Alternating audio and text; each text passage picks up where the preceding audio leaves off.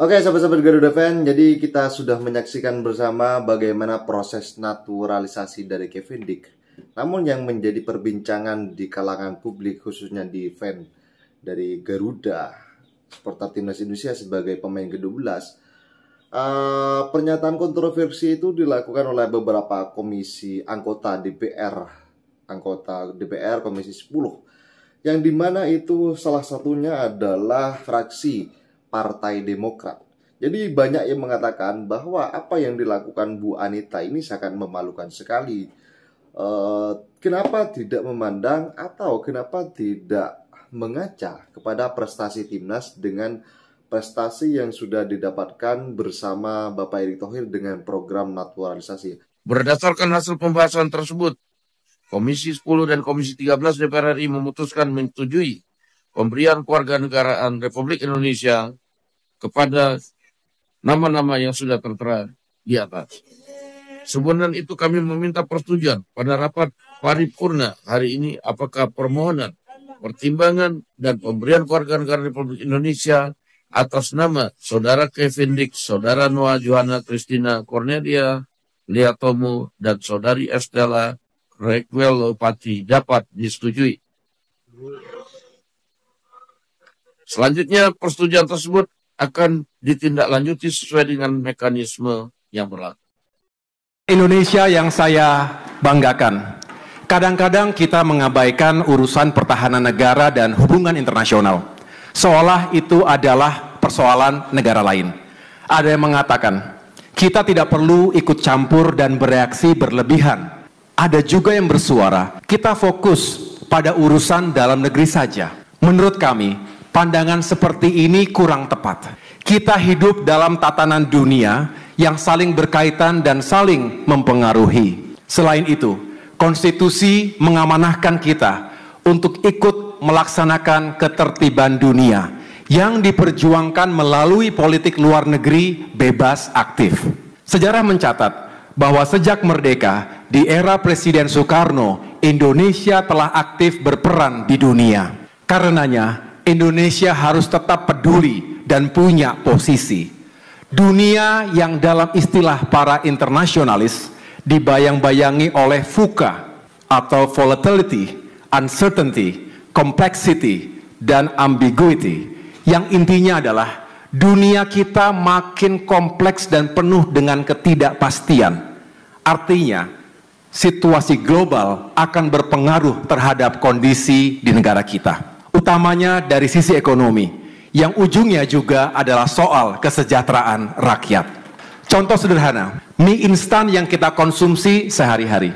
Produksi makanan ini sangat kita kehilangan pasar, sehingga beberapa perusahaan di tanah air sebagai bagian supply chain dunia berpotensi tutup. Pada akhirnya pengangguran meningkat. Contohnya pabrik sepatu di Banten yang tutup karena menurunnya perhelatan olahraga dunia akibat pandemi. Untuk itu, kita tidak bisa menutup diri dari pergaulan internasional. Globalisasi tidak hanya menghadirkan tantangan, tapi juga peluang. Tugas kita semua mengambil hal baik dari globalisasi dan mencegah hal yang buruk. Disinilah pentingnya hubungan dan kerjasama internasional. Diingat oleh Pak Menteri yang bisa Pak Menteri bagikan untuk anak-anak muda sekarang. Pertama saya terharu dan surprise, masih ingat betul bahkan lirik dan nadanya. Memang benar nggak mudah punya sebuah belief and confidence untuk tetap berjalan gitu ya, tetap menuju tujuan. Ketika itu situasinya tidak mudah, galau, dan banyak sekali yang tidak pasti gitu.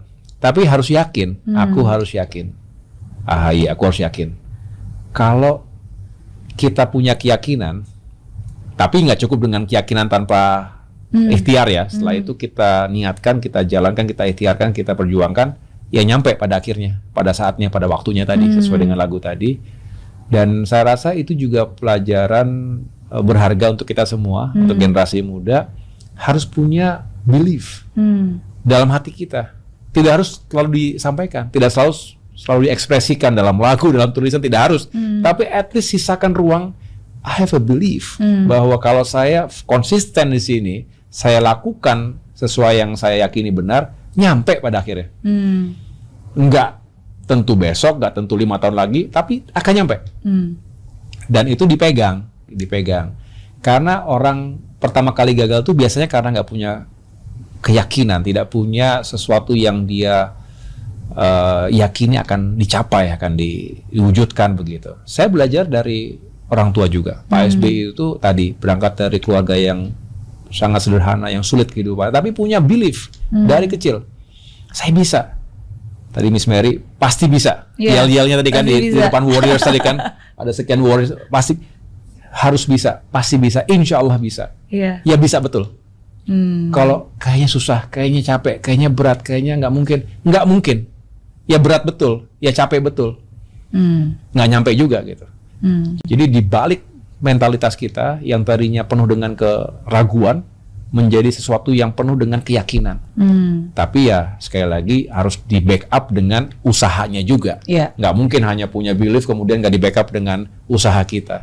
I think itu perlu ditanamkan di diri generasi kita, generasi muda kita.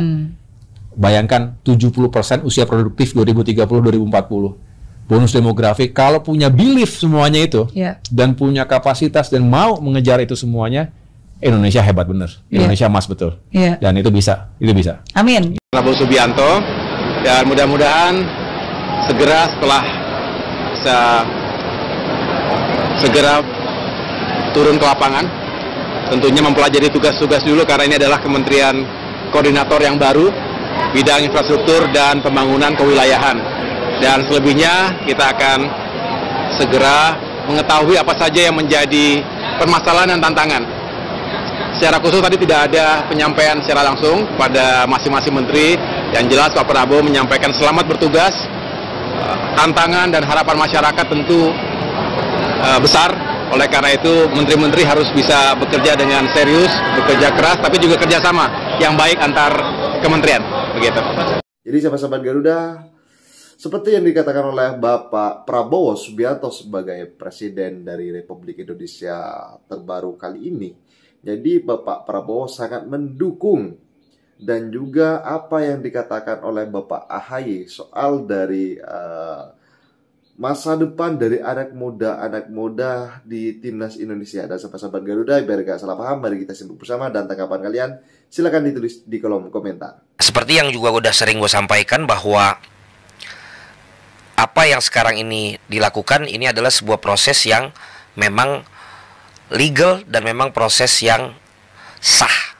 Dan gue pun sudah berulang kali mengatakan bahwa untuk kepentingan dan juga melihat prestasi yang didapatkan dan performance yang didapatkan saat ini, tentu langkah ini menjadi langkah yang harus kita support dengan catatan sambil membenahi grassroots yang ada, sehingga nantinya setelah pembinaan ini juga sudah baik, jikapun nanti akan diduelkan dengan pemain-pemain yang bermain di luar negeri yang memiliki darah keturunan Indonesia, ini jadinya nanti menjadi balance untuk dipilih mana yang lebih baik di antara mereka.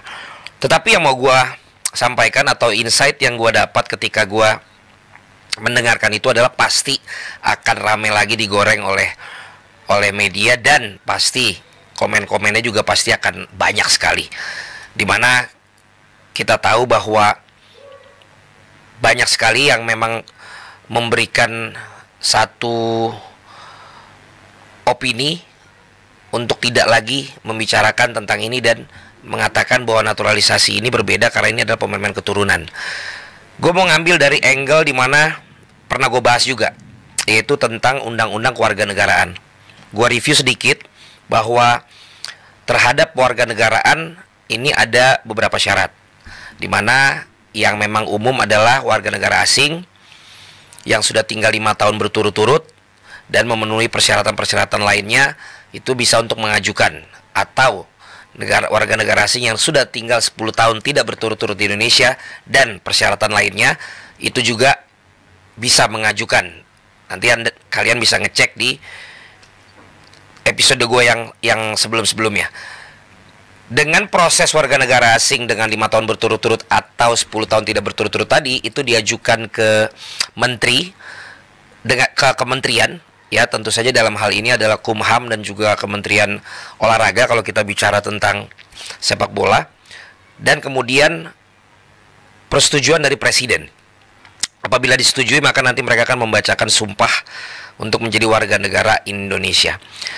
Nah, di undang-undang yang sama dikatakan bahwa ada juga yang bisa mendapatkan kewarganegaraan warga negara asing yang memiliki jasa ataupun dapat memberikan satu jasa bagi negara Indonesia yang bisa mengajukan juga. Nah, di poin inilah masuk yang namanya pemain-pemain keturunan Indonesia, karena dianggap mereka dapat memberikan satu kontribusi, satu manfaat bagi negara Indonesia ketika mereka menjadi warga negara Indonesia, dalam hal ini sebagai pesepak bola. Dan kita tahu bahwa di cabang-cabang lain juga sekarang sudah ada pemain-pemain yang dilakukan proses pewarganegaraan, baik itu dari persyaratan yang awal tadi gue sebut ataupun yang barusan tadi gue juga sebut, yang memiliki jasa ataupun juga akan dapat berjasa.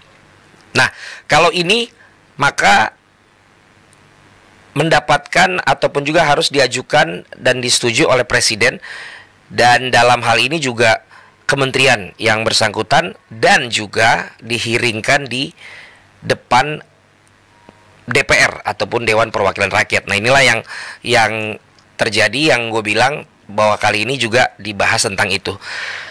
Jadi semuanya sah, dan di aturan FIFA juga mengatakan bahwa persyaratannya adalah yang memiliki garis keturunan, bisa jadi salah satu dari orang tuanya itu memiliki darah Indonesia ataupun juga dari level kakek neneknya, ya, ataupun yang ketiga atau disebut believers adalah dua-duanya bukan warga negara Indonesia, tapi pada saat mereka melahirkan anak mereka itu adanya di Indonesia. Itulah yang terjadi dari garis keturunannya si Martin Paes. Mengenai apa yang rame lagi, karena kita dengar bahwa pesan dari anggota DPR yang lagi rame ini adalah kalau bisa ini menjadi naturalisasi yang terakhir, yang menggunakan bahasa beliau ya, naturalisasi yang terakhir, karena masih banyak para atlet-atlet yang berasal langsung dari Indonesia yang bisa diasah untuk menjadi pemain-pemain tim nasional. Terutama dikatakan oleh beliau adalah misalnya dari NTT, dari Nusa Tenggara Timur, bahwa di situ juga banyak kualitas dari atlet-atlet yang ada. Dan gue setuju dengan itu, bahwa kita sebenarnya nggak kehabisan bakat ya, tetapi lagi-lagi dengan pembinaan, dengan tahapan-tahapan yang harus dibangun dari mulai junior sampai dengan akhirnya menjadi profesional ataupun menjadi atlet nasional, itu yang memang harus segera dibenahi. Namun ketika sekarang urgensinya adalah di babak third qualification round Piala Dunia, maka langkah yang ini diambil. Nah, ini yang akan kita lihat nanti bagaimana ujungnya ya. Ada perkataan juga yang memang menurut gua seperti kalau orang awam ngelihat satu pertandingan olahraga, karena ada juga statement yang dikatakan bahwa toh dengan pemain-pemain yang dinaturalisasi ini kita nggak menang juga gitu, kita nggak sampai berprestasi juga, kita kalah juga. Ini yang menurut gue. Oke sahabat-sahabat Garuda, saya rasa cukup statement barusan. Jadi bagaimana menurut kalian? Silahkan ditulis di kolom komentar, dan jangan lupa like dan subscribe channel ini agar kalian tidak ketinggalan informasi penting khususnya Timnas Indonesia. Salam sepak bola keren, salam sepak bola bersih bersama Bapak Erick Thohir, Timnas Garuda Jaya. Bersama saya, salam olahraga.